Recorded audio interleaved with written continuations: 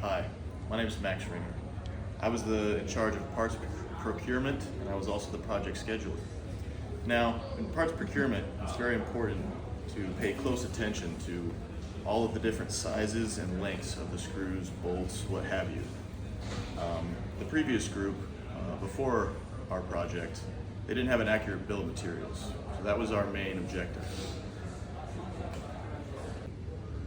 Hello, my name is Brandon Bierman. I was the literature scribe for a lot of the reports we were doing. I also worked on, putting together the block diagram that shows many of the electrical components and how they attach to the motherboard, which, as we can't see right now, but is housed under here along with our power supply. We have our different axes of motors that are put together along with the limit switches. Heating nozzle, heating pad, all that kind of went together, and it can be shown on the block diagram with the motherboard. Hi, my name's Caitlin Porter. I was in charge of doing a lot of the paperwork that we worked on and helping to make sure that we stayed on topic and got everything done on time. My name's Seth Troyer. I was in charge of a lot of the manufacturing process of the printer. Our whole goal is to increase the manufacturability of the printer and eventually get it to where it can be manufactured and produced smart lab. However, after a few obstacles, we've been focusing more on the bill of materials for the printer to make sure that the next group can get in and hit the ground running. So a little bit of demonstration of the controls of the printer. Well, that was very small, but the printer does work as it is supposed to. Moving up.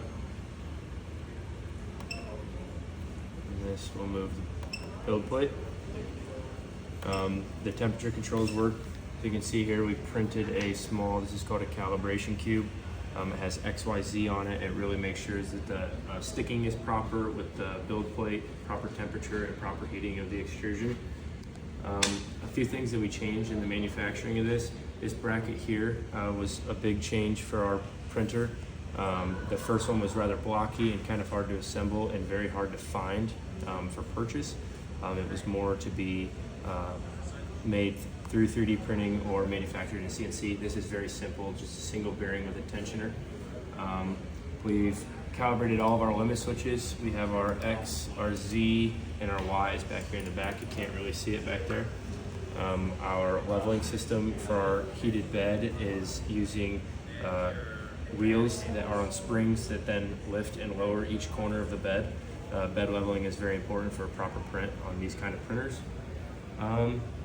Our SD card read and our micro SD ports are here on the front.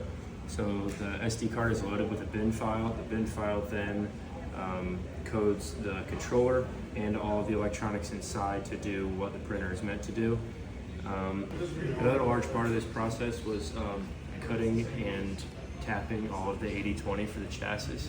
There are screws going down through each of the vertical arms, up from the bottom and at each side.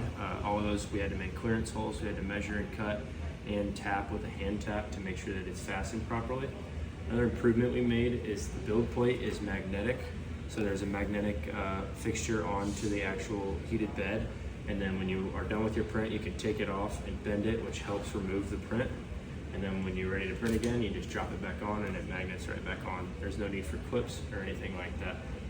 So thank you.